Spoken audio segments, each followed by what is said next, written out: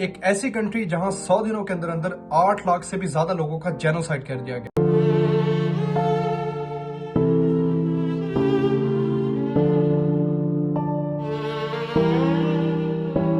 और दूसरी ऐसी कंट्री जहां जंग के बाद ना तो इंडस्ट्री थी, ना इकोनॉमी थी और ना ही इतने रिसोर्सेज थे, बट आज दोनों कंट्रीज दुनिया की टॉप इंडस्ट्री और टॉप रिचेस्ट कंट्री में शामिल होती हैं। तो कौन थी वो? Let's find out.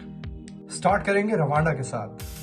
Rwanda central Africa का छोटा सा मुल्क है जहां 1994 के अंदर एक सबसे बड़ा ह्यूमैनिटेरियन क्राइसिस देखा गया, जिसमें 8 लाख से भी ज्यादा लोगों को कत्ल कर दिया गया एंड एक ह्यूज लेवल पे, एक मैसिव लेवल पे जेनोसाइड हुआ। कंट्री पूरी तरीके से कोलैप्स कर गया था, governance breakdown, economy zero and इसके अलावा इंडस्ट्रियल सेक्टर बिल्कुल बर्बाद हो चुका था एंड हर जगह एथनिक हेट था।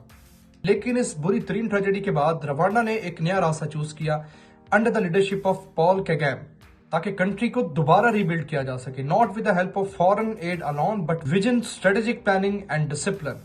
सबसे पहला स्टेप जो रवांडा ने लिया अपनी गवर्नमेंट को लेके वो ये कि उन्होंने करप्शन को बिल्कुल अनटॉलरेबल बना दिया एंड उसके बाद उन्होंने कुछ विजन सेट किए लाइक विजन 2020, जिसका मेनली फोकस था इंफ्रास्ट्रक्चर, एजुकेशन और ICT यानी कि इंफॉर्मेशन कम्युनिकेशन टेक्नोलॉजी पर, ताकि उन चीजों को इंप्रूव किया जाए। और सबसे इंस्पायरिंग बात, आज रवांडा की पार्लियामेंट के अंदर 60% से भी ज्यादा वुमेन्स के पास सीट्स हैं, जो कि हाईएस्ट है इन द वर्ल्ड। किगाली, जो कभी वॉर जोन का हिस्सा हुआ करता था, आज अफ्रीका की सबसे क्लीन और सेफ कैपिटल सिटी में से एक है। सो दैट्स हाउ रवांडा ने खुद को कंप्लीटली ट्रांसफॉर्म कर लिया from a war torn country to investment attracting country. अब बात करते हैं साउथ कोरिया के बारे में कि कोरियन वॉर के बाद 1950s में साउथ कोरिया के पास कुछ भी नहीं बचा था और उस टाइम जो GDP था वो $90 था, लेकिन अब $35,000 से भी ज्यादा है। तो ऐसा क्या हुआ? एंड इस पर्टिकुलर टाइम पे साउथ कोरिया ने फॉरेन एड का सबसे अच्छा यूज किया। कोरियन वॉर के बाद जब उनको एड मिली तो उसमें उन्होंने सबसे पहले तो अपनी यूथ को skill based education the and उसके बाद उनको जो चैबोल्स यानी कि फैमिली ऑन बिजनेस थे उनमें इन्वेस्ट किया एंड फर्दर मोर कुछ कंपनी स्टार्ट की जैसे कि सैमसंग, LG और Hyundai, जिसको आज पूरी दुनिया जानती है। साउथ कोरिया ने चूज किया था एक्सपोर्ट लेड इंडस्ट्रियलाइजेशन का मॉडल। फर्दर मोर गवर्नमेंट ने एक मूवमेंट स्टार्ट की जिसे कहा सैमुअल अंडोंग यानी कि the new village movement. Rural areas को डेवलप करने के लिए गवर्नमेंट ने कुछ सब्सटेंशियल स्टेप उठाए, जैसे कि इंफ्रास्ट्रक्चर की डेवलपमेंट, इलेक्ट्रिसिटी और सैनिटेशन। उन छोटे इलाकों में जहां पे इन चीजों की कमी थी वहां पे उन चीजों को सब्सटेंशियली इंप्रूव किया गया एंड लोगों को मोटिवेट किया गया कि वो इस चीज में गवर्नमेंट का साथ दें।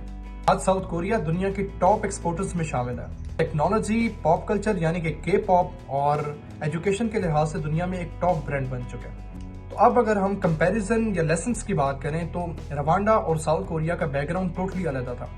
तो रवांडा अफ्रीका के अंदर एक जेनोसाइड कंट्री था और दूसरा ईस्ट एशिया के अंदर वॉर टॉर्न नेशन था। इन दोनों में एक चीज कॉमन थी, which is strong government, vision, discipline and investment in people.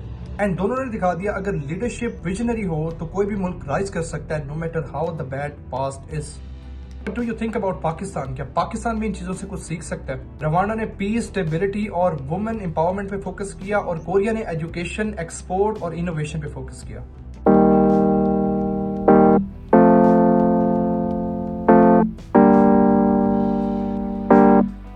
If you want more video like this जहां हम लीडरशिप और किसी भी कंट्री की सक्सेस स्टोरी के बारे में बात करें, then hit the like button and tell me in comment section and I'm gonna make video on it. We'll see you next time.